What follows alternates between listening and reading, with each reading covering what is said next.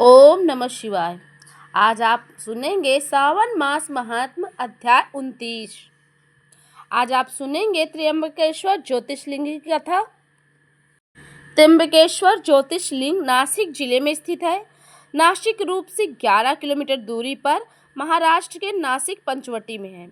माना जाता है कि यहाँ पर सीता जी का हरण हुआ था। पंचवटी से 30 किलोमीटर की दूरी पर त्र्यंबकेश्वर महादेव जी का पावन स्थान है, जो कि त्र्यंबकेश्वर ज्योतिषलिंग के रूप में पूरे संसार में प्रसिद्ध है।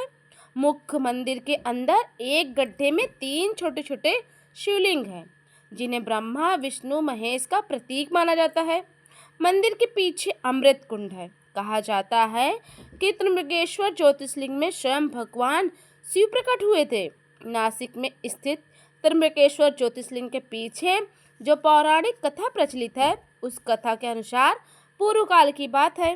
गौतम नाम से विख्यात एक श्रेष्ठ ऋषि अपने धार्मिक पत्नी अहिल्या के साथ निवास करते थे। दक्षिण दिशा में जो ब्रह्मगिरी है, वहीं उन्होंने 10,000 वर्षों तक कठिन तपस्या की थी। एक समय वहां 100 वर्षों तक बड़ा भयानक अकाल पड़ा और वहां पर रहने वाले सभी प्रकार के मनुष्य जीव दुखों से घिर गए। उस आसपास के भूतल पर बूंद भर पानी नहीं बचा, यहाँ तक कि पशु पक्षियों के लिए भी पानी नहीं बचा। उसी समय वहाँ रहने वाले सभी प्राणी जीव जंतु और मनुष्य भी वहाँ से दशों दिशाओं को चलने गए। इस प्रकार सभी को वहाँ से जाते हुए देख गौतम ऋषि बड़े चिंतित हो गए।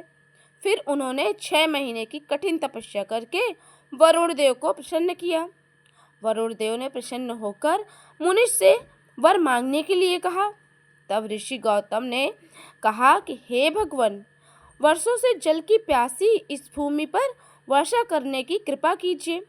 जिस पर वरुण देव ने कहा, देवताओं के विधान के विरुद्ध मैं वर्षा नहीं कर सकता हूँ महर्षि, किंतु मैं तुम्हारी तपस्या से बहुत प्रसन्न हूँ, इसलिए मैं तुम्हारी इच्छा के अनुसार तुम्हें सदा अक्षर रहने वाला जल प्रदान करता हूँ। इसके लिए तुम सबसे पहले एक गड्ढा खोदकर तैयार कर लो।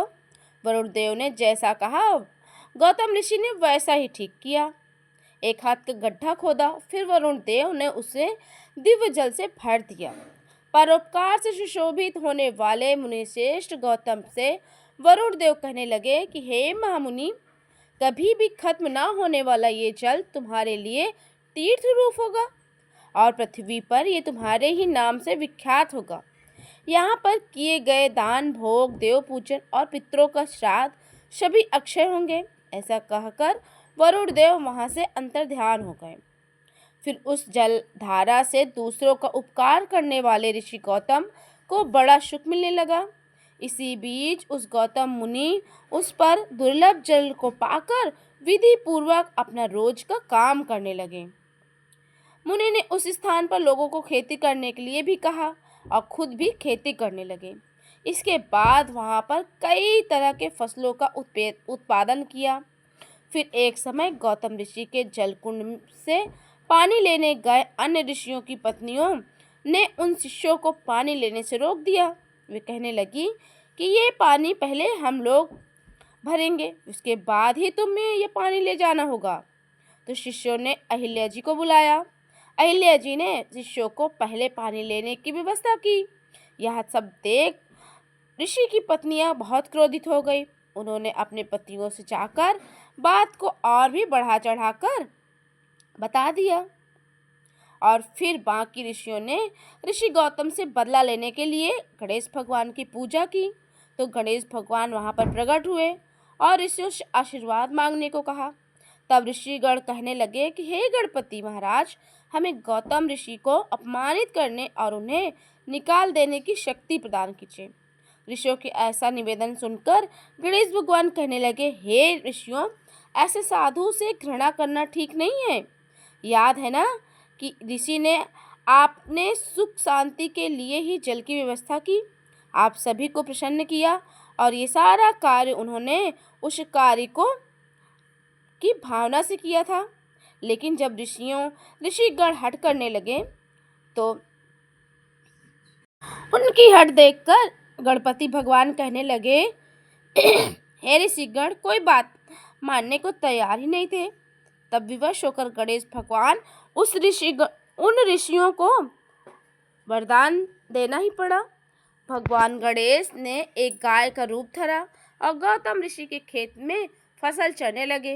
ये देखकर गौतम ऋषि बड़ी नरमी के साथ उस गाय को हाथ से हाँकने के लिए गए, लेकिन उनका हाथ लगते ही वो गाय वहीं पे मर गई। गौतम ऋषि को बड़ा आश्चर्य हुआ कि उनका हाथ लगते ही साधारण सी गाय कैसे मर गई। लेकिन तब तक देखते ही देखते सारे के सारे ब्राह्मण पूरे आश्रम में गौतम ऋषि को गाय का हत्यारा बता बता कर हाहाकार मचाने लगे और गौतम ऋषि से कहने लगे कि तुम्हें गौ हत्या का पाप लगा है, इसलिए ये आश्रम छोड़कर हमेशा के लिए यहाँ से कहीं और जाना होगा।